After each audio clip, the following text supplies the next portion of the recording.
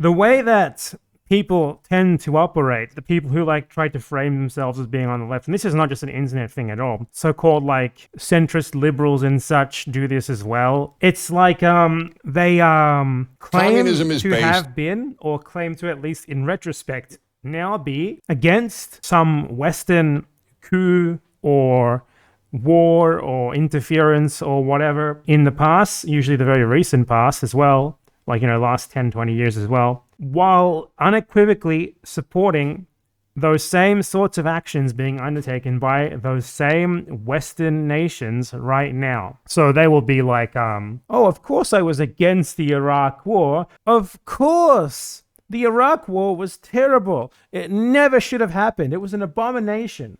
But anyway, now, the US invading Haiti. Now, that is not the same thing. That is so totally different, my friend. This happens because these people either don't understand or don't want to understand how the world works, why these Western supposedly good nations, isn't it fucking insane how the supposed good guys in the world were the ones who were colonizing and genociding people just a few decades ago? That's fucking crazy, right? Almost like it makes no fucking sense. But like, they don't understand why these things happen. They just see them as like, oh, the West is trying to help out here. They're trying to do a good thing. Maybe they just have the wrong idea of what a good thing is, or maybe that the implementation isn't meeting the ambitiousness of the idea or whatever. These people tend to believe things like the US invaded Iraq to overthrow the evil dictator Saddam Hussein, rather than that they invaded Iraq for the reasons that that their actions after invading show you why they invaded Iraq: to take over the country's oil, to install a US-appointed puppet government that would then completely neoliberalize the country's economy and open it up as much as possible to foreign companies, which just happened to mean mostly US companies, while also making a ton of fucking money for arms companies, private military contractors, etc., etc. The Iraq War wasn't a failure.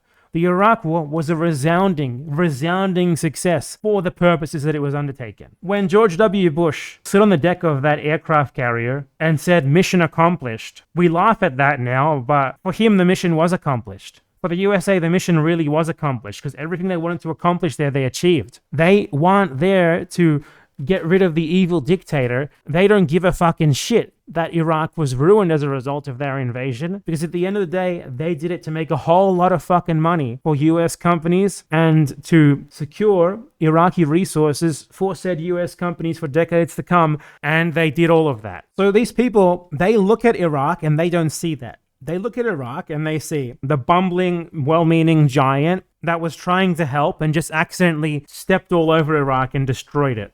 Just accidentally crushed it underfoot, because they are like naive children or something, I guess. They're no different to like a Russian who believes that Putin is denazifying Ukraine. They believe like the State Department propaganda fucking verbatim. It's really that simple. So these people will always do the thing where, in retrospect, they say they are against wars like Iraq, Afghanistan, etc., but only because now they have the benefit of hindsight, because those wars went badly, not even for the people who live there.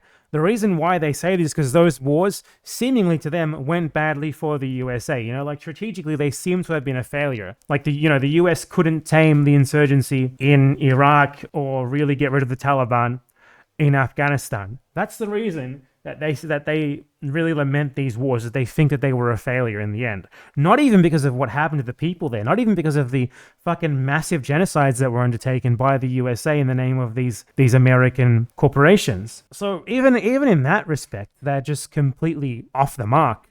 But it gets even worse because they learn nothing from it. Of course, they don't really want to learn anything from it, because all of this is completely in line with their ideology. I'm more just saying this because it's good to expose how dishonest they are in this, how dishonest they are on this matter.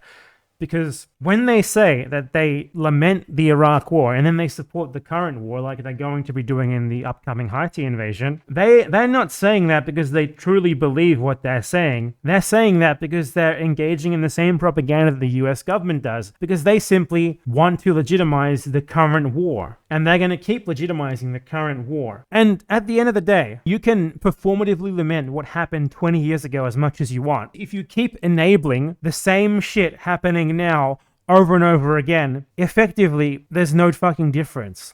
You support that, you enable it happening, So what more is there to say? Just saying, oh yeah, the thing that happened 20 years ago was bad doesn't mean anything when you just support similar things happening for similar bullshit made up reasons with similarly transparent actual motivations today, over and over again. Yet these sorts of people, the ones who, as I said, they always support the current Western interference while claiming to be against some in the past. And it's really just like it's a rhetorical device to push, to dishonestly push their geopolitical agenda, which is totally aligned with that of Western imperialism.